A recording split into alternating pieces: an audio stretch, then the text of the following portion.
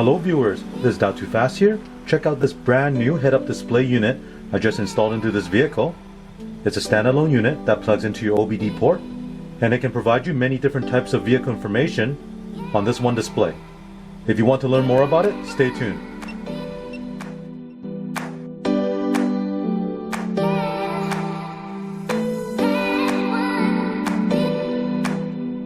This is the head-up display unit that I installed into the vehicle. This is a standalone unit that you can place on your dash and be able to see all the information directly on the unit.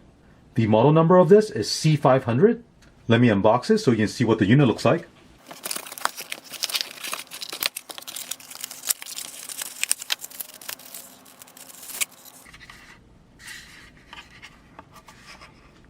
Here's the head-up display unit. There's a data cable, microfiber cloth.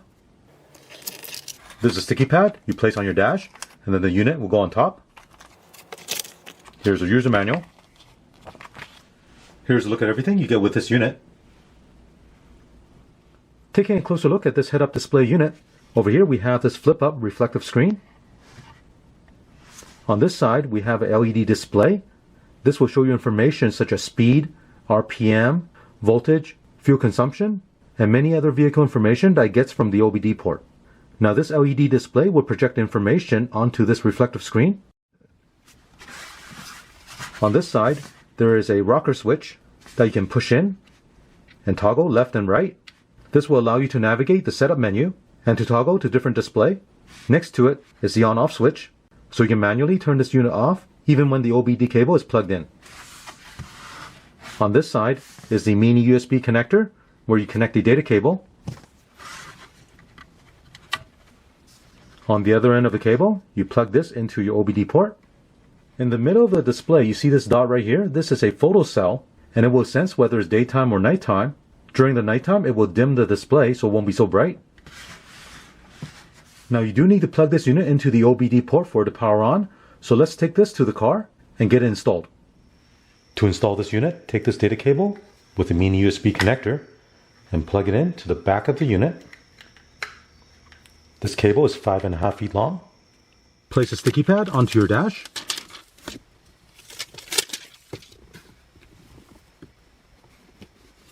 Next, we'll place a unit on the sticky pad. Plug the other end of the cable into the OBD connector in the vehicle. Now I'll start the car up.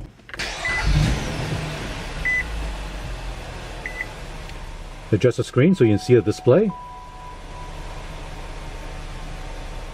On this display you have the clock on the left side and the speed on the right side. If you press the rocker switch in once, on this display it shows you the water temperature on the left side and the speed on the right side. Press the switch again. This is the battery voltage. Next one, this is the elapsed time of driving. This will show you the trip distance. This is the average fuel consumption. This screen will show you the RPM.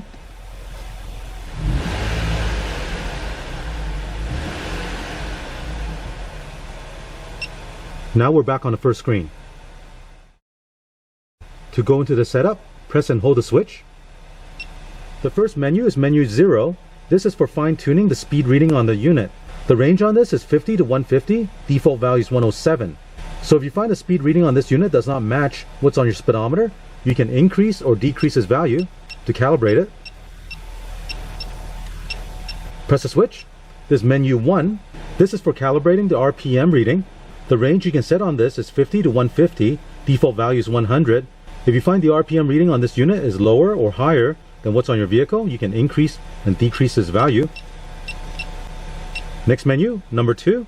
This is the fine-tuning of the fuel consumption reading. Here you can increase or decrease its value to fine-tune the fuel consumption reading. Next menu, number 3. This is the RPM alarm. Default value is 5,000 RPM. If your engine revs to over 5,000 RPM, the unit will sound an alarm. You can increase or decrease its value. Menu 4. This is the shift reminder. If your engine revs to 5,000 RPM, it will sound an alert. Again, you can increase or decrease its value. Menu 5. This is the 4-stage speed alarm. Default value is 0, which turns off the 4-stage alarm. If you set this to 1, This will turn on the 4-stage alarm. It will sound an alert when you hit 60 kilometers per hour, 80 kilometers per hour, 100 kilometers per hour, and 120 kilometers per hour. I'm going to turn this off. Next menu, number 6. This is a single stage speed alarm. Default value is 150. So if your vehicle reaches 150 kilometers per hour, it will sound an alarm. You can decrease this value or increase it. Menu number 7. This is for the display mode. Default value is 1, so it will display all information. If you change this to 0, this is the automatic mode. When the speed is below 80 kilometers per hour, the head-up display unit will show all information, and when the speed is over 80 kilometers per hour, the unit will only display the speed. If you set this to 2, it will only display speed. Change it back to 1. Menu number 8. This is a brightness adjustment. Default value is 0. For the automatic adjustment of the brightness, you can adjust this from 1 to 11, 1 being the dimmest, 11 being the brightest. Menu number 9. This is a speed unit. 0 is for kilometers per hour and 1 is for miles per hour. Menu number 10. This is the water temperature unit. 0 is for Celsius, 1 is for Fahrenheit. Menu number 11. Driving distance unit. 1 is miles per hour, 0 is kilometers per hour. Menu number 12. This is the starting voltage. If the unit cannot automatically turn off, adjust this value to 13.2 volt, then the unit will turn off automatically. Menu number 13. This is factory reset. This will restore the unit back to factory default. Now we're back to menu 0. To exit, press and hold the switch. Now we're back on the main screen. So let's take this out for a test drive, and we'll see how it looks during the daytime and nighttime.